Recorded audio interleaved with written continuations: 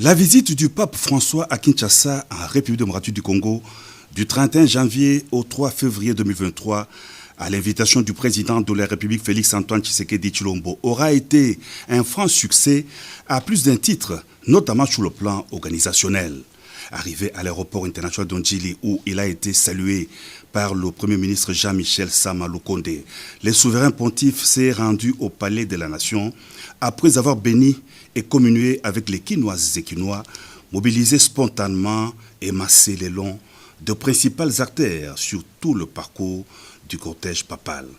Devant le Palais de la Nation, le président de la République a reçu chaleureusement son hôte de marque, qui a été ensuite salué par quelques officiels congolais, en l'occurrence les présidents de deux chambres du Parlement, Christophe Mbosso et Modeste Bahati Lukwebo, et des officiels venus du Vatican. Aussitôt après, le chef de l'État a eu une rencontre en privé avec le Saint-Père au salon diplomatique du Palais de la Nation.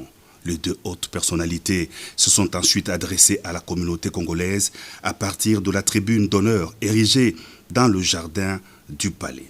Le chef de l'État a une fois de plus dénoncé le silence coupable de la communauté internationale face aux atrocités commises par les terroristes du M23 avec l'appui cruel du Rwanda voisin dans la partie est du territoire de la RDC. Le garant de la nation a assuré que le pays continuera à assumer ses responsabilités pour la défense du peuple congolais et de son intégrité territoriale. Le pape François a également condamné les violences dont sont victimes les populations congolaises dans l'est du pays. Retirez vos mains de la RDC, de l'Afrique, elles ne sont pas des mines à exploiter, ni une terre à dévaliser, a dit en substance le Saint-Père, pour qui la RDC demeure le diamant de la création et le peuple congolais reste plus précieux avec une valeur inestimable. Deuxième rendez-vous avec la communauté congolaise, c'était la messe sainte papale célébrée le mercredi 1er février sur le site de l'aéroport de Ndolo, investi par 1 million de participants. Le président de la République Félix-Antoine Tshisekedi Tshilombo et son épouse, la première dame Denise Nyakero Tshisekedi, étaient présents en Ndolo au premier rang des chrétiens dévoués.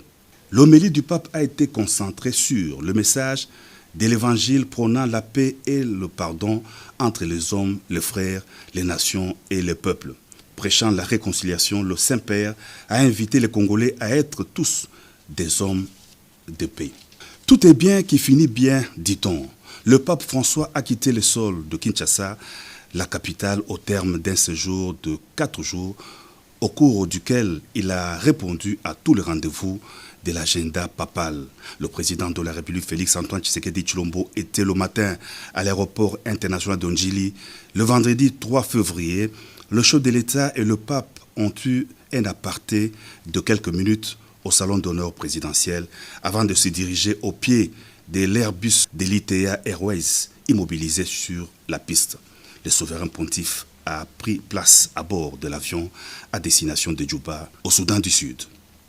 À la Cité de l'Union africaine, le président de la République Félix-Antoine Tshisekedi Tshilombo a eu des entretiens avec une délégation belge conduite par la ministre belge des Affaires étrangères, Adia Labib. La situation sécuritaire dans l'est du pays était en toile de fond de leurs échanges. C'est une situation de tension extrême qui inquiète la Belgique, a dit la ministre, qui a déploré l'escalade entre la RDC et le Rwanda. Bruxelles souhaiterait que les deux parties se parlent dans le cadre des processus de Nairobi et de Luanda, a renchéri la ministre belge des Affaires étrangères.